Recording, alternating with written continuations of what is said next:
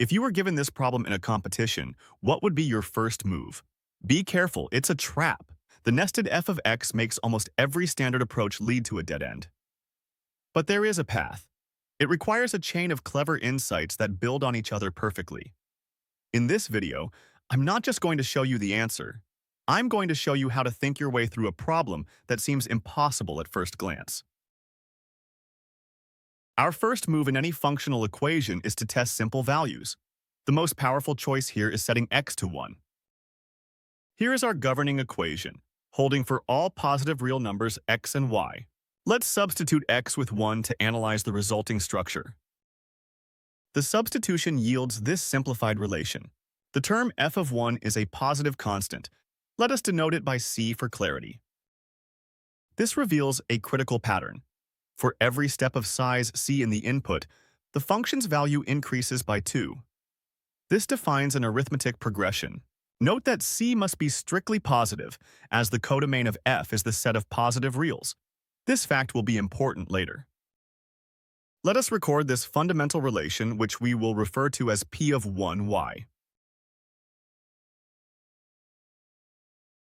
The equation's structure allows us to prove two powerful properties of f: that it is 1-to-1, and that it is strictly increasing.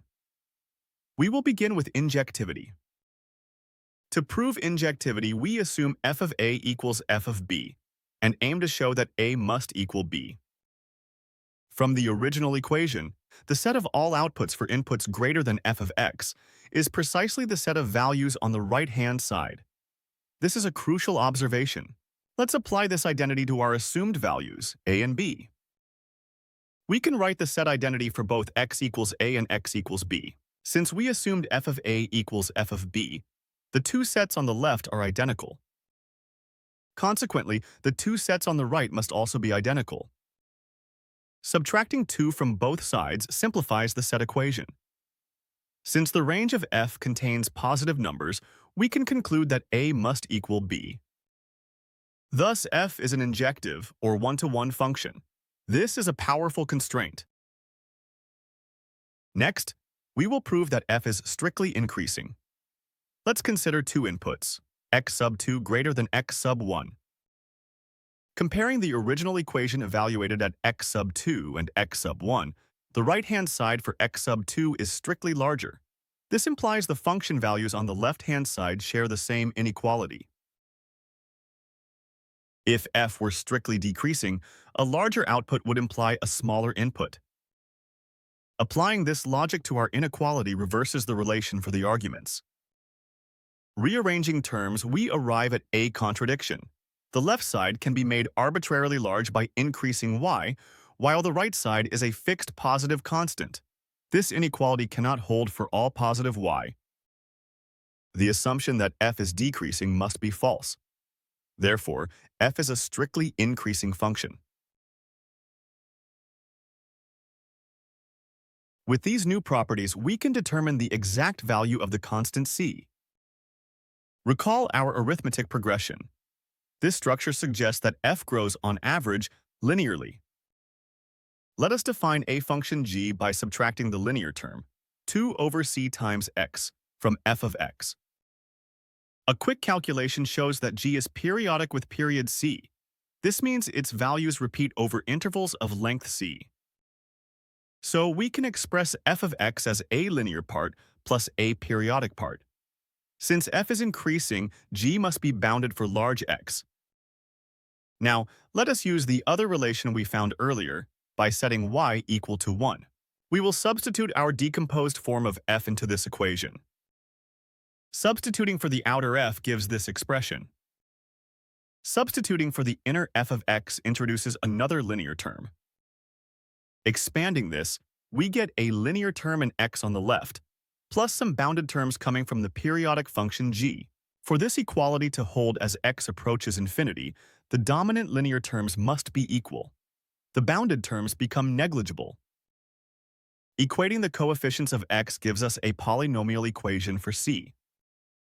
Multiplying by c squared, we obtain a cubic equation. By inspection, c equals 2 is a root. Factoring this out leaves a quadratic term. The discriminant of the quadratic factor is negative, so it has no real roots. Therefore, the only possible real value for c is 2. This is the third and final key insight. With c equal to 2, the properties of EF become concrete, and the solution falls into place. Since c is defined as f of 1, we now know that f of 1 equals 2. Our arithmetic progression relation simplifies. Adding 2 to the input adds 2 to the output. Let's make a clever substitution in the original equation, y equals 2 over x. Simplifying the argument on the left side gives f of the quantity 2 plus f of x. Using our arithmetic relation, where the input is f of x, we can simplify the left side. This transforms the left side into f of x plus 2. Subtracting 2 from both sides reveals a new, symmetric-looking identity. Let us test this identity at x equals 2. This substitution gives f of 2 equals 2 times f of 1. Since f of 1 is 2, we find that f of 2 is 4. Now, we employ another trick. We can rewrite the argument inside f by applying our arithmetic progression rule in reverse. Subtracting 2 from both sides isolates the function term. We already know what input produces an output of 2. It's f of 1. So we have an equality of function values. Because we proved f is injective in step 2, we can equate the arguments. This forces f of 2 to be 3. We have established two base cases. F of 1 is 2, and f of 2 is 3. The arithmetic progression fk plus 2 equals fk plus 2 allows us to extend this pattern. The formula f of k equals k plus 1 holds for all integers in the sequence starting from 1, covering all odd numbers. It also holds for the sequence starting from 2, covering all even numbers. Therefore, by induction, we have f of n equals n plus 1 for all positive integers n. Now, we will rigorously extend this result from the integers to all positive real numbers. First, we will show the formula holds for all positive rational numbers p over q. Consider the original equation with x equals q and y equals p over q, where p and q are positive integers. This simplifies the argument on the left side. Since q is a positive integer, we can use our established formula for f of q. F of q becomes q plus 1. The argument p plus q plus 1 is also a positive integer, so we can apply the formula again to the left side. The left side becomes p plus q plus 2. Subtracting 2 from both sides and rearranging, and dividing by q confirms that the formula f of x equals x plus 1 holds for all positive rational numbers. To extend this to all positive real numbers, we use the fact that f is strictly increasing and that the rational numbers are dense in the real numbers. For any real number x, we can find two sequences of rational numbers, r sub n and s sub n, that converge to x from below and above, respectively. Since f is strictly increasing, this ordering is preserved when we apply the function.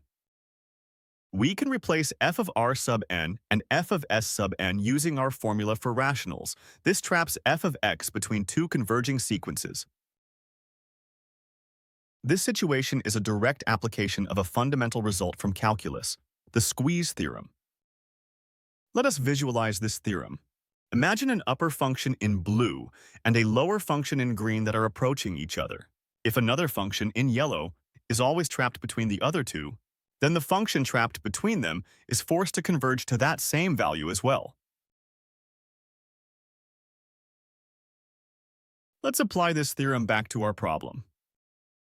As n approaches infinity, both our bounding sequences, r sub n plus 1 and s sub n plus 1, converge to the limit x plus 1. Therefore, by the squeeze theorem, f of x must equal x plus 1 for all positive real numbers. Thus, we have derived our unique solution. As a final step, we must verify that this solution satisfies the original equation. Let us test the function f of x equals x plus 1. The left-hand side becomes f of the quantity x times y plus the quantity x plus 1. Applying the function's definition, we add 1 to the argument, resulting in xy plus x plus 2. The right-hand side becomes x times the quantity y plus 1, all plus 2. Distributing the x, we also get xy plus x plus 2. The left and right sides are identical. The solution is correct. And there you have it, a complete rigorous journey from a curious-looking equation to a single, elegant solution. If you enjoyed this detailed exploration and want to see more problems unraveled step by step, please consider subscribing to the channel. Thank you for watching.